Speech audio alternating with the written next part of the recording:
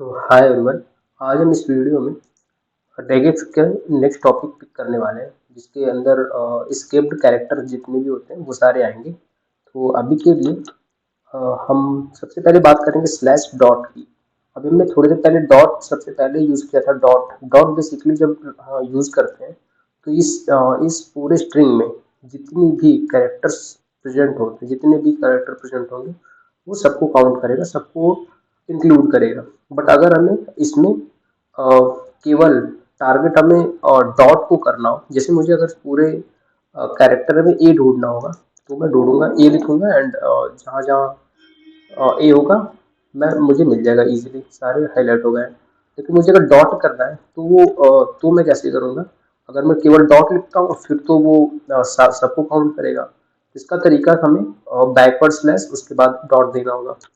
तो क्या करेंगे, बैकवर्ड स्लैश एंड डॉट करेंगे तो वो एज अ कैरेक्टर फाउंड करेगा किसको, डॉट को। जैसे कि होवर करने पे ये बता रहा है किसके मैचेस अ डॉट कैरेक्टर जिसका कोड 46 होता है आस्की कोड। तो अगर हमें डॉट ढूंढना है पूरी स्ट्रिंग में तो हम बैकवर्ड स्लैश पर डॉट का यूज करेंगे। और सेम इसी तरह अगर हम किसी भी स्ट्रिंग में स्टार नॉर्मली यूज करते हैं तो स्टार बेसिकली एक क्वांटिफायर होता है जो हम यहाँ या अगले टॉपिक में देखने वाले हैं। तो ये बेसिकली क्या होता है कि रिप्रेजेंट करता है जीरो या एक से ज्यादा बार कोई वैल्यू आती है तो उसको काउंट करता है। तो जैसे यहाँ पे एक बार आया, अगर मैं दो बार कर दूं तो ये करेगा एक या एक से ज्यादा बार कोई वैल्यू है उसको काउंट करेगा ये स्टार। तो अभी के लिए लेकिन अगर हमें केवल स्टार ही पूरे स्ट्रिंग में ढूंढना है कि स्टार कहाँ पे, जैसे कि मैंने यहाँ पे एक स्टार लगाया और इस स्टार को हमें ढूंढना है रेगिक्स के केस पे, तो वो कैसे करेंगे? वो उसके लिए भी सेम बैकवर्ड स्लैश यूज करेंगे एंड स्टार। उसके बाद हमारे कोड में पूरे स्ट्रिंग में यहाँ पे स्टार यूज हुआ एंड ये अपना कलर चेंज करके हमें डिनोट कर पा रहा है कि एक मैच हुआ है एंड स्टार हमें मिल गया है। सेम इसी तरीके से अगर हमें बैकवर्ड स्लैश ही ढूंढना हो पूरे कोड में, मान लेते हैं कि यहाँ पे एक बैकवर्ड स्लैश है, ये हमें ढूंढना है हमारे कोड में है कहाँ। तो अगर हम एक बार लगाते हैं तो ये तो डैंगलिंग ब्लैक स्लैश करके एरर आती है। तो इसके लिए भी सेम हमें ये थर्ड वाला जो पैरामीटर, थर्ड वाला स्क्रिप्ट कैरेक्टर यहाँ पे दिया वो यूज करेंगे, डबल स्लैश लगाएंगे तब वो इसे काउंट करेगा, इसे भी काउंट करेगा एंड इसे भी काउंट करेगा। ये डबल इसलिए कर रहा है क्योंकि ये इसको एक अलग backward slash as character count कर रहा है, सेकंड वाले को अलग काउंट कर रहा है, दोनों दो अलग अलग है। तो अगर मान लेते हैं कि हमें दो करने हो तो कैसे करेंगे? डबल स्लैश फिर से लगाएंगे तो अब ये दोनों को एक साथ ही काउंट कर रहा है। और अब हम देख सकते हैं कि यहाँ पे ये इसे काउंट नहीं कर रहा है, इस वाले बैक स्लैश को। तो इस तरीके से हम अपने कैरेक्टर्स को स्केप भी कर सकते हैं। और सेम अगर हमने स्पेसेस, पहले तो हमें ये जानना होगा, एक स्लैश टी जानने से पहले ये जानना होगा हम जो स्पेस देते हैं, स्पेस बटन दबा क्लिक कर करके वो और टैब क्लिक करना दोनों अलग अलग चीजें होती हैं। यहाँ पे जैसे कि मैं हाईलाइट कर रहा हूँ, यहाँ पे आप देखिएगा मैंने स्टार्टिंग से डॉट डॉट डॉट डॉट करके वहां पे स्पेस दिए हैं और आगे टैब दिए टैब।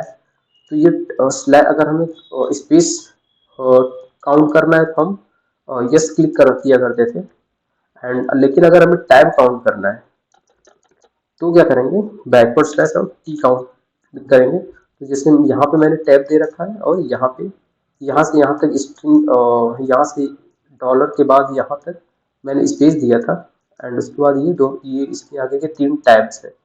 ये टैब अगर हम पूरे स्ट्रिंग में कहीं भी फाइंड करना हो तो स्लैश टी से यूज कर सकते हैं। सेम इसी तरह से स्लैश एन यूज होता है और नेक्स्ट लाइन फाइंड करने के लिए। इस पर हम होवर करें तो मैचेज और लाइन फीड कैरेक्टर, ठीक है। तो सेम इसी तरह आर जो है, आर थोड़ा सा मैं आर समझाने के लिए हम चलते हैं अपने वीएस कोड में। मैंने एक सबसे पहले, हाँ, मैंने एक डेफिनेशन लिखी है। डेफिनेशन में लिखा है कि जो स्लैश आर होता है वो बेसिकली यूज होता है use to find the carriage return character. Carriage return means होता क्या है कि बिना अगली लाइन में जाए, ओके, बिना अगली लाइन में जाए सेम करंट लाइन के स्टार्टिंग में जाने को कैरेज रिटर्न कहते हैं। जैसे क्या लिखा है, carriage return means to return to the beginning of the current, अभी जो जिस लाइन में उसके बिगिनिंग में जाना, स्टार्टिंग में जाना, विदाउट बिना advancing downward. Okay, if it is found it's return the position, अगर ये मिल जाता है, स्लैश आर जो होता है ये मिल जाता है, तो ये उसका इंडेक्स रिटर्न करेगा, अदरवाइज ये -1 रिटर्न करेगा। तो जैसा कि हम इसको प्रिंट कराते हैं, एंड ये मैंने W3 से एग्जांपल लिया है, आप भी ले सकते हो वहां से। अगर मैं इसे प्रिंट कराऊँ तो यहाँ पे 16 इंडेक्स दे रहा है, मतलब ये स्लैश आर है, ये इसकी इंडेक्सिंग दे रही है, और अगर मैं इसे हटा दूँ तो ये -1 देगा। ओके, तो यहाँ पे जैसे कि लास्ट वाली लाइन लिखी थी, if it is found it returns the position, else नहीं तो ये रिटर्न करेगा -1। -1 मतलब वो उस लाइन में प्रेजेंट नहीं रहा। ठीक है, तो आई होप आपको समझ में आएगा ये स्क्रिप्ट कैरेक्टर। आप प्रैक्टिस के लिए और भी एग्जांपल्स के साथ यहीं पे आगे देख सकते हैं, या फिर दूसरी रेग रेगेक्स लर्न वाली वेबसाइट पे जाके और भी प्रैक्टिस कर सकते हैं। हम अगली वीडियो में फिर मिलेंगे किसी नए वीडियो के साथ। Thank you.